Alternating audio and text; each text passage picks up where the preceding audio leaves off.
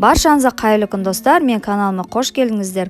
Бүгін сіздермен өте нәп-нәзік, жұп-жұмсақ красный бархат печеньесін әзірлейтін боламыз. Видеоны соңына дейін көріп, менімен бірге әзірлеп көріңіздер. Осындай керемет дәмді хит рецепттерімді жіберіп алмас үшін арнама тіркеліп, қоңыраушаны басып қоюды ұмытпаңыздар.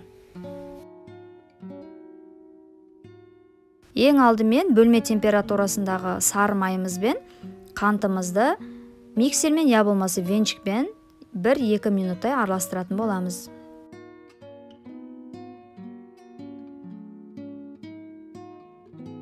Жұмыртқамыз саламыз.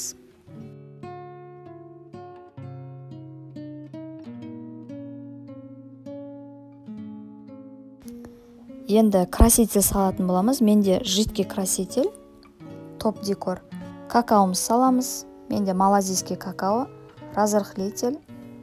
Тұзымыз саламыз. Міндетті түрде алдын ала електен өткізген ұнымызды салып, жақсылап араластырамыз біріккенше.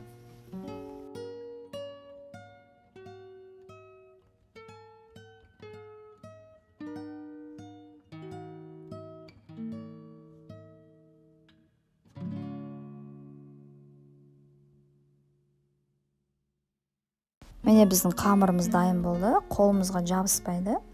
Енді екі алақанымыздың ортасына орап, осындай формаға келтіріп, бір ыдысымызға сахарный пудрамызды салып, печеньяларымызды толықтай батырып, формамыздың үстіне пергамент қағазын төсеп, печеньяларымызды саламыз.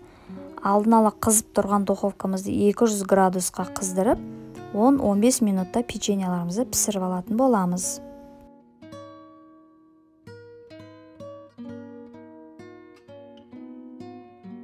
Міне біздің печеньяларымыз дайын болды. Видеоны соңына дейін көрген болсаңыздар, видеома лайк басып, қоңыраушаны басуды ұмытпаңыздар, комментарий қалдыруларыңызды сұраймын. Осындай кереметте дәмді хит рецепттерімді жіберіп алмас үшін арнама міндетті түрде тіркеліп, қоңыраушаны басып қоюды ұмытпаңыздар. Сіздермен бірге болған бауырсақ фуд ас болсын.